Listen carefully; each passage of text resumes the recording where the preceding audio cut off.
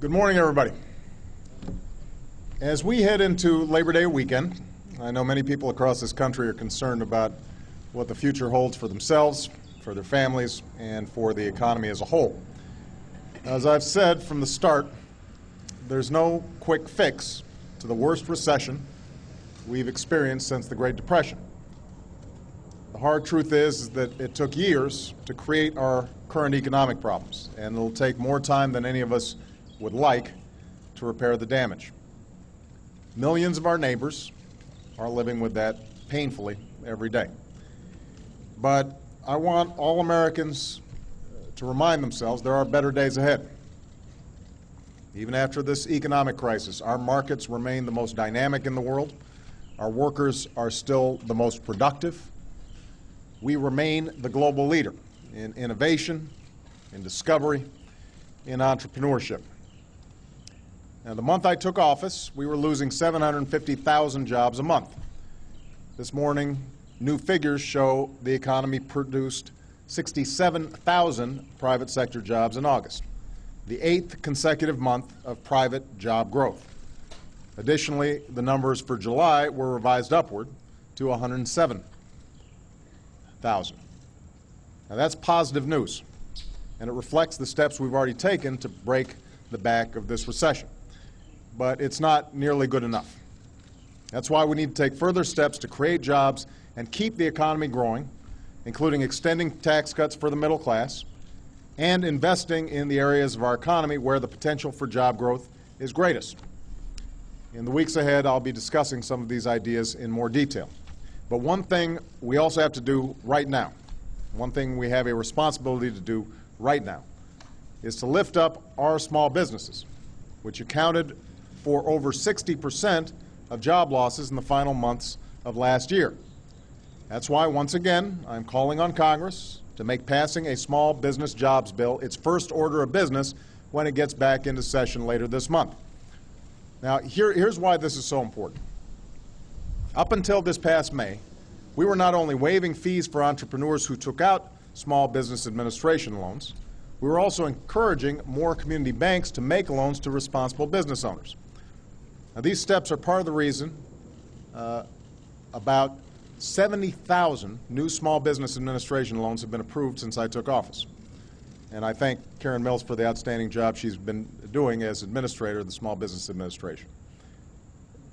We've also been fighting to extend these loan enhancements with a small business jobs bill.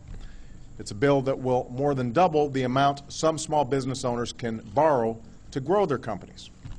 It'll completely eliminate capital gains taxes on key investments, so small business owners can buy new equipment and expand. And it will accelerate $55 billion in tax cuts for businesses, large and small, that make job-creating investments in the next 14 months. And keep in mind, it is paid for. It will not add one dime to our deficit.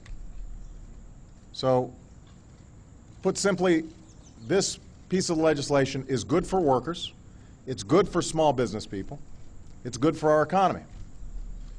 And yet, Republicans in the Senate have blocked this bill, a needless delay that has led small business owners across this country to put off hiring, put off expanding, and put off plans that will make our economy stronger. I've repeated since I ran for office, there is no silver bullet that is going to solve all of our economic problems overnight. But there are certain steps that we know will make a meaningful difference for small business men and women, who are the primary drivers of job creation. There are certain measures that we know will advance our recovery. This small business jobs bill is one of them.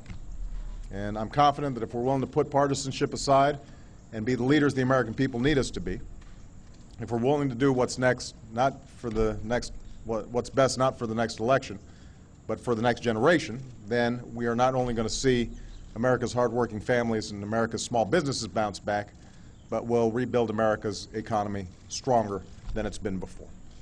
Okay? Thank you very much. What are the other incentives that you mentioned Monday, sir? Well, I will be addressing a broader package of ideas next week. We are confident that we are moving in the right direction, but we want to keep this this recovery moving stronger and accelerate the job growth that's needed so desperately all across the country. What about a poverty agenda, Mr. President? What about a poverty agenda for all classes? To what degree do you regret the administration's decision to call this recovery summer?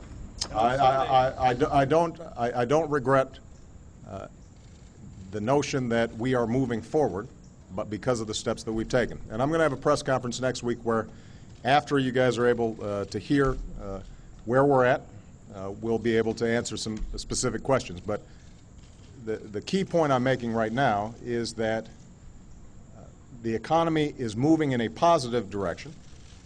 Jobs are being created.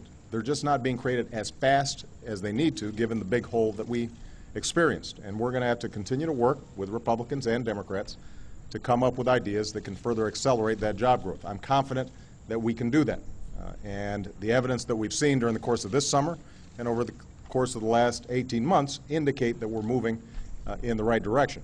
We just have to speed it up. All right? Thank you very much, everybody.